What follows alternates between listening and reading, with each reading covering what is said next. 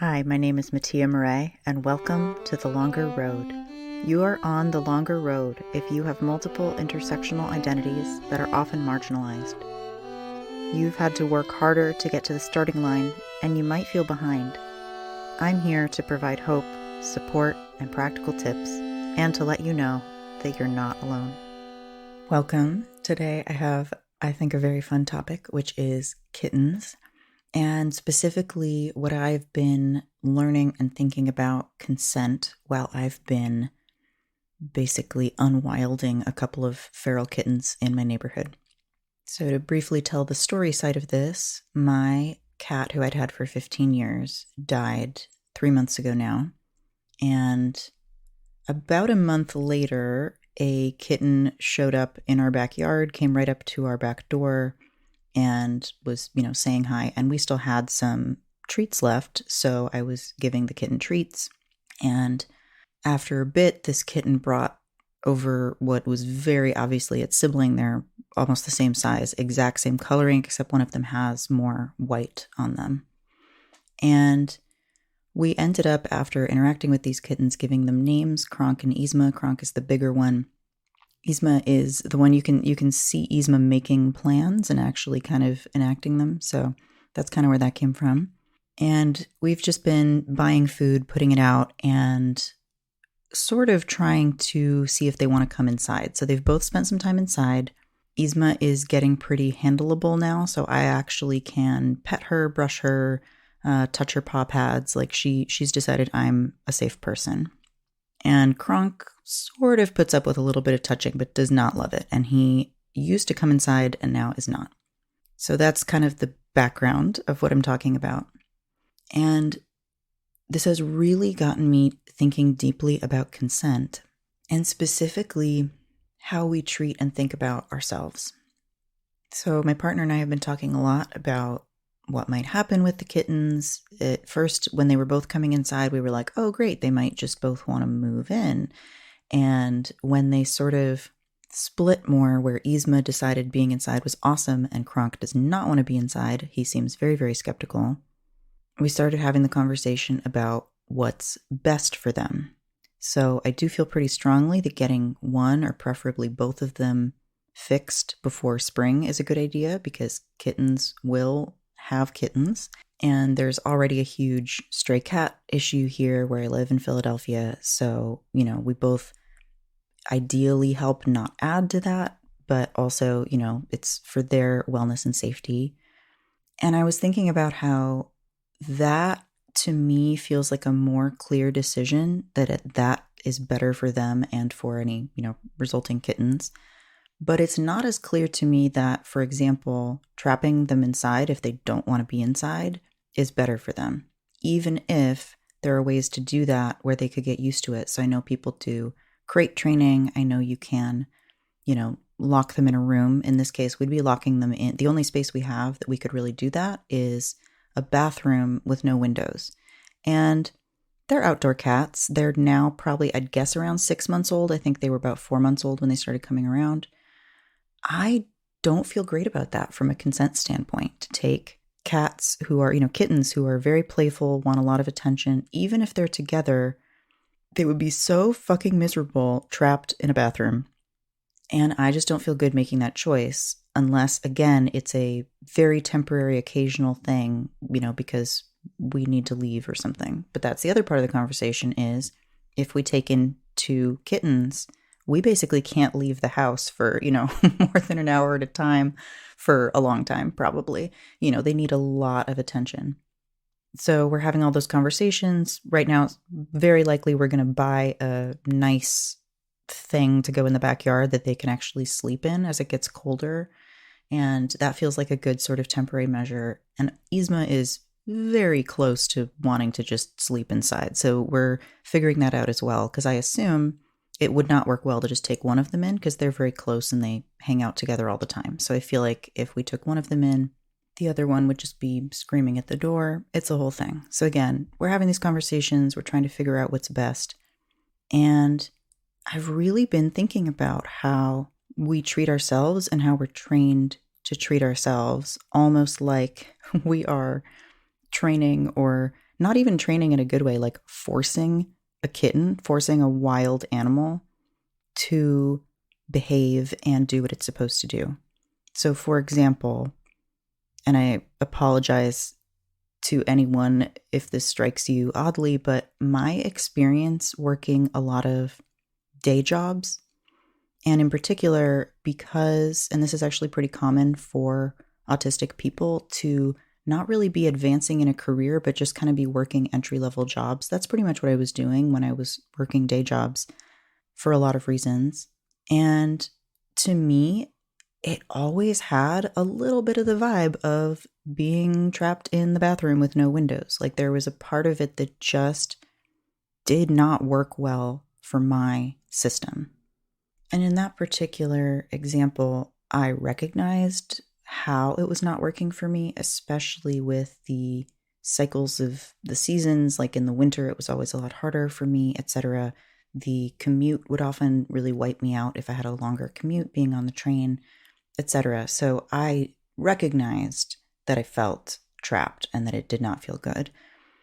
But I think this goes deeper for me, this example, really to the ways that we are trained to force ourselves to do things that don't feel good without necessarily even recognizing why we feel bad, and then essentially being told that there's something wrong with us or our brain chemistry if we're not having a good time being trapped in a situation that's really not well suited to our animal bodies. And certainly one example I think of with that is autistic masking in general. So having to pretend or, put on an act. But that's so different for different people, and we do it for different reasons. I don't think it's necessarily automatically a bad thing. I think having the space and the privilege to be able to mask less tends to be a good thing for a lot of autistic people. But again, that's such a complicated topic that, okay, I'm not going to use that as the example here. I think for me, actually, one way that this has come out is feeling trapped in the cycle of self-improvement and self-help. And in particular, something I've been thinking about a lot is this idea that you can still be what to me feels happy and healthy while still having some trauma in your body. You don't need to heal perfectly or get rid of every single negative impulse or, bit of trauma inside you. If anything, I think sometimes there are things that, for me, just kind of leaving them alone and not looking at them again has actually been very freeing. And again, that's a totally personal thing where that line is for you. But again, the sort of self-help industrial complex, you need to buy this thing to feel better. Part of that is behind it. I think there's this idea that you have to fix everything in order to be happy and healthy versus, what do you need to do to be able to do the things that take care of your body and to take care of your animal body specifically so that you can be happy enough. And healthy is such a fraught word anyway, but, to be healthy enough to, again, be able to do those things or get the help to do the things that you need in your life.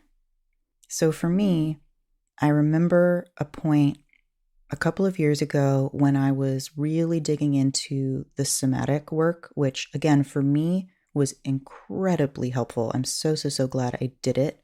And for me, it was sort of a process of integration because there were a lot of things I had done in talk therapy over 15 years of talk therapy that I understood intellectually, but they had not landed in my body. And so for me, the somatic work was that. It was, okay, let's take all this work you've done and actually have it land so you can actually feel, in my case, like I am enough, I'm doing okay, I can handle what's happening, all those things that I needed to feel in my body. And I remember this point where a couple of years ago where I was feeling so much better, so many things had improved. And I had this moment where I was just like, I could take a break from this work. I don't need to kind of keep hammering away at my trauma right now because I'm actually in a pretty good place. And the interesting thing about some of the body-based work is it's almost like it's a process that just keeps going once it's started. You don't necessarily need to really actively be working on it. I guess that's what I would call integration, right? So integration is a process sometimes that once it gets started, it can just sort of continue on its own. And I remember this moment where I kind of had this little, it was anxiety. It was my anxious brain going, oh no, but like if I don't keep working, if I don't keep staring at these problems, if I don't keep, stay plugged into it, I'm never going to get better. And then somehow that translates to I'm not going to, be who I want to be or have the life I want. And I remember having this moment where I was just like, I could kind of just stop now and that it would be okay. I still was having some anxiety symptoms. I was still having some PTSD symptoms, but like I could have just stayed the way that I was, a couple of years ago and been okay. And that was a huge breakthrough for me. Again, to kind of connect it back to that, I'm using this as this extended metaphor of being, kind of trapped in the bathroom as a kitten, right? There was a part of me that felt trapped in this, I just need to heal more. I just need to, figure this out because I had some imaginary idea of being perfectly well, which in my mind was linked with being pretty much happy all the time. And that as sort of a perfect ideal was not helpful for me. It just felt like a societal trap that I was in. So the question that this brings up for me, all of the stuff I said already today, it's what I've been thinking about with these kittens specifically and what I'm thinking about with myself and a question I'm offering you. What is really best? What is actually best for, again, these animal bodies? And how many chances have we had to feel what's actually best for our animal bodies? For me, not very many, because when do we actually get to do that, right? We're in certain ways, structures that are the opposite of what our animal body wants some of the time. And I'm not saying you need to, go live in the woods or get rid of all your technology or anything. It's not that. It's just, we're living these lives that are in certain ways, to a large degree, almost the opposite of how we evolved. And I think there are ways to create space and play within that give us ways of finding what works for us, again, without just throwing out the whole thing, because I love the idea of living in the woods, but I think, I live in a city for a reason. I chose that for a reason, and there are things I really love about it. And at the same time, I know that my body wants more nature. That's something that keeps coming up for me is, I have to walk a couple blocks before I could even put my feet on grass. And it's been a while since I've lived that way, where it's actually a little bit hard for me to get to just nature. And that park a couple blocks away is, there's some grass, but it's, it's not like the big swaths of nature that I've usually had access to. And when I think back to when I've felt completely relaxed and in this, feeling what's best for my animal body, one of the times for me is when I have extended times in nature. So sometimes that's camping, not always, because camping can also be hard, but I have had a couple camping trips where I was just like, wow, I can feel that the stress in my body, the latent stress in my body is literally the lowest it could possibly be for me right now. And that's, one time I've had that experience. On other times in nature, it's not camping, but just, being in, say, viewing a mountain vista, which is always, that feeling of awe is something that really does something in the human brain. So again, I don't really have like a big answer around all of this. I'm not, saying you should do any particular thing.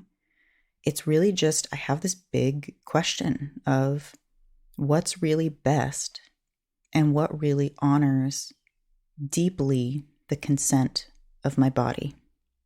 And another place that takes my brain, thinking about neurodivergence in general, is that a lot of the conversation I've experienced around neurodivergence up until fairly recently has been around fixing, healing, changing, becoming normal. And now, we have brain studies looking at, for example, autistic brains, that they are different at the molecular level. They're different across the entire brain. Every portion of the brain is just different. It's not worse, it's just different. And it's more sensitive, and the biggest changes are in areas of perception. So we're taking in more data, we're more sensitive, and yeah, that's going to change what my animal body is going to want and need. So when I think about what's really best for me, and again, this is, just me speaking for me, all autistic people are different. I need a lot of space and time and recovery time after big social things or big pushes in my work. And as I've experimented with that, I've realized I need about 3 times as much rest as I initially thought when I first started experimenting with this. So I used to treat myself almost like, again, not like I would treat a kitten, but like, maybe someone might treat a kitten if they were just trying to get them to do the right thing and not seeing the kitten as like its own person with a personality. I was treating myself a bit like I just needed to trick myself into being as productive as possible. And I just hate that approach so much. And I'm not willing to do that to myself or to help anyone else do that as well. At this point, it's, I don't think it works long term. It can work in the short term, but ultimately, to go back to these specific kittens that I'm sort of courting, I want them to want to be here. And I want my brain and my body to want to do the work that I'm doing, especially since I'm my own boss, so I'm making it all up. So if I'm being mean to myself, I've heard other self-employed people talk about this, like, oh, my boss sucks, but it's me, I don't want to live like that. And I don't have to, because this is all just up to me to decide what's best. And, within that, figuring out what works. And switching gears a little bit, the other thing this has really gotten me thinking about, the kittens and consent thing, is I realized that this is really how I think about marketing, which is hilarious. So I don't know if this comes across, but if you follow me on social media, so not the Longer Road podcast where I really am just posting podcast episodes, but if you follow me on other social media or if you're on my email list, you may have noticed I don't have a strategy or any kind of real branding. I don't use all the things that people say you're supposed to do. I just don't really give a shit. And again, this kind of comes back to what works for me, what's best for my body. To me, just being myself and sort of, I really do see it as inviting people in. And this is very much what I'm doing with the kittens right now, right? I'm inviting them into my house. If they want to hang out with me and receive, in Yzma's case, a lot of cuddling and petting and, being brushed for like an hour a day, which she loves. I don't know what the analogy is for that in my work, but, if people want to receive from me what I do best, I'm just inviting them in, and it's just an invitation. I don't see it as, trying to create some other version of myself or present some particular thing, because, again, what's best for me is being myself as much as possible throughout all of my work. So it doesn't make sense to me to present a different image and then invite people inside and have it be different. I'm like, I want you to know what you're getting into, right? I'm weird. I swear sometimes, you hear that on the podcast. Not all the time, but like it happens. If you don't like that, you're probably not going to want to hang out with me. I'm queer. I'm irreverent. I don't really give a shit about a lot of societal rules. So, somebody's not going to come to me for help following societal rules, for example.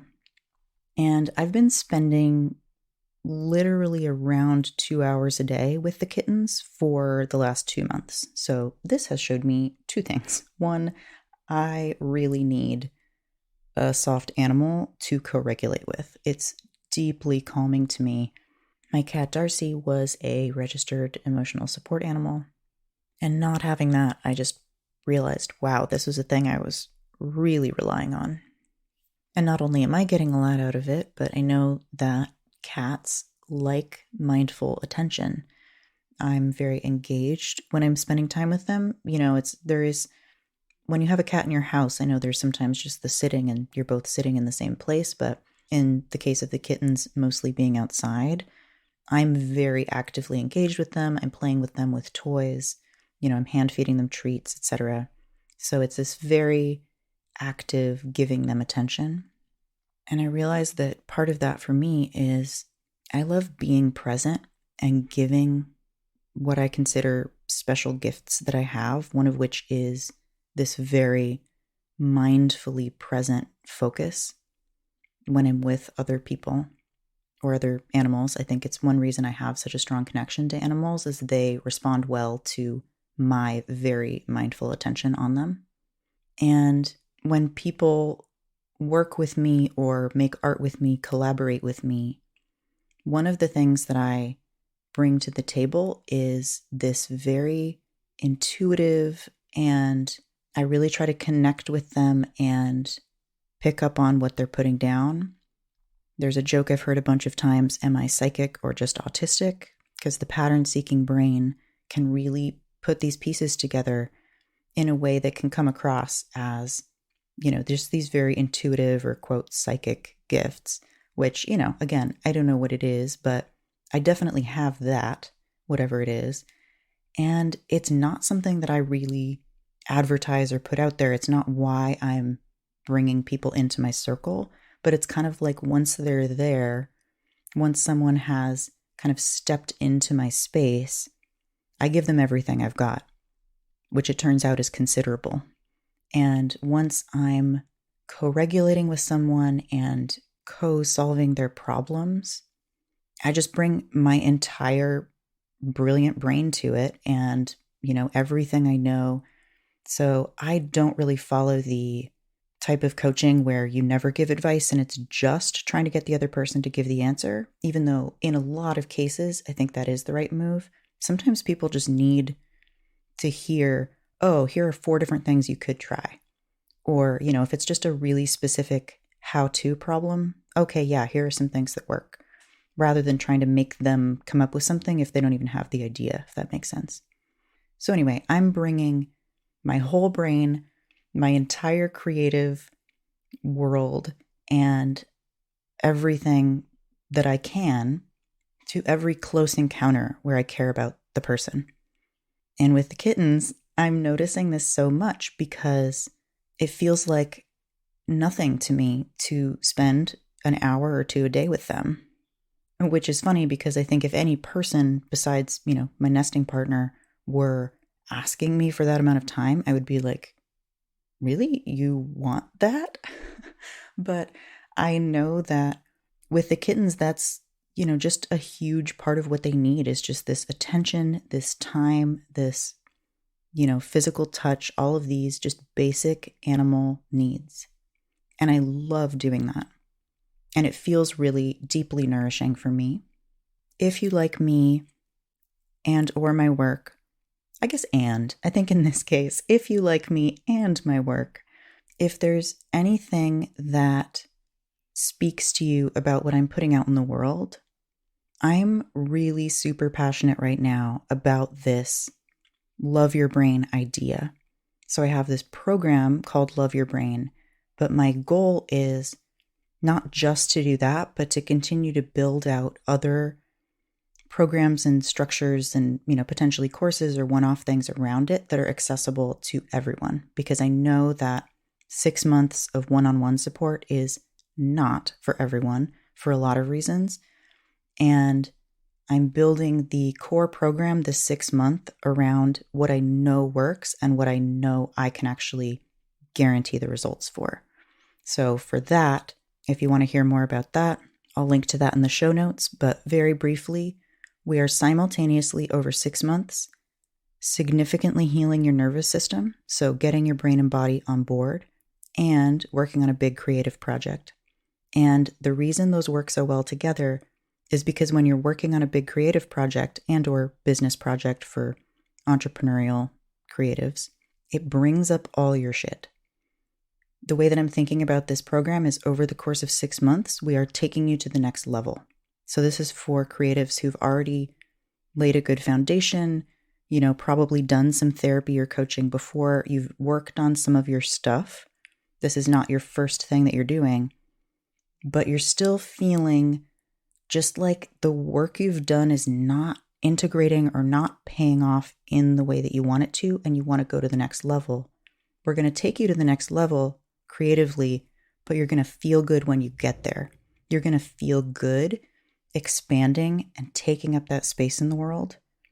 And that's what I want for everyone. So obviously, if that's the program for you, if Love Your Brain is right for you, it's a very small program, just 3 to 6 people. And if you want to join the January cohort, I'm asking people to apply by December 17th, which is a week from today. And I designed the application to help you dream big. And I'm actually inviting anyone to do the application who's interested in this work and this concept, even if you don't think the 6 month is necessarily right for you, because first of all, it's just going to help you dream big, because that's how I designed it. And you can also just take the questions. I have them on the website as a Google Doc, so you can also just take them and answer them on your own if that feels better for you. But if you want to help guide me to create more, again, smaller or accessible programming around the idea of Love Your Brain, I'm inviting people to do the application, and I'm going to literally be making things that people need and that people are asking me for, because I love responding to real community needs. So you're welcome to do that if you want to. And that you can do anytime. But again, if you're even thinking you might want to be in the January cohort, I invite you to apply by next week. And the way that I'm thinking about all of this work around this idea, everything that I'm really passionate about right now, it's about helping take people to the next level. And the 6 month program is really for mid-career people, again, who've done a good amount of work and are really looking to, level up in that way. But I'm also thinking about other people I've helped who are closer to the beginning of their journey, who need more support, but maybe the supports that they're getting aren't geared toward their neurodivergent and brilliant brain. And I want to create supports at a variety of levels. So that's my goal. I have this sort of core program where it's exciting to me and I'm like ready to help. I'm excited to get these folks going, and it's going to give me the time and space to create other things around it. And all of that, like part of why I'm being transparent about what I'm building and in what order and who I'm passionate about helping and why. I guess the why maybe isn't as obvious, but it's partly that I really believe that more creative people, and especially neurodivergent creative people, having stable lives and holistic creative practices that can actually support them and their families, I think that that's incredibly powerful, and we need more of that in the world. So that's part of, what I'm trying to build and help people do. Part of me being transparent about this is going back to this consent thing. I want the people who love me and my work and are stepping into the space that I'm creating, I want them to know what it is and why I'm making it and why I care. Because part of me being deeply connected to my animal self is just being genuine and honest and letting people know, hey, here's what's up, here's what I'm doing. And I try to infuse that into everything I do. And funnily enough, I think if I was doing the correct thing and just telling you what the program is and, I don't know, giving you a call to action or whatever, this section would have been a lot shorter in the podcast. Part of the reason I'm talking about it and explaining it is because part of what's interesting to me is letting people peek behind the curtain and see what I'm doing. And if you have any specific questions that you'd like me to answer, you can definitely send them to me. I'm happy to talk about this more. But I feel incredibly grateful to have built both a creative practice and a creatively oriented business that support me and my animal body and let me have a very flexible schedule. And it's just, I really didn't think I would get here. So I hope that hearing me talk about this a little bit more also just lets you know that you can create a life that works for you, even though I'm sure it'll look very different than mine. The point is not to create something like mine. It's just this idea that you can do it. And if you need support, there's support out there. And it's just this ever evolving ability to ask for help and receive it and, receive what's coming in and then have just a little bit more capacity to create more if you want to. Thanks for listening. I love inviting you into this intimate space with me, and I'll talk to you next week. Thanks for listening. If you know someone who would be helped by this podcast, please share it with them. And I'd love to hear your thoughts and suggestions at mattia@mattiamurray.com. That's MATTIA at MATTIAMAUREE.com. Thank you.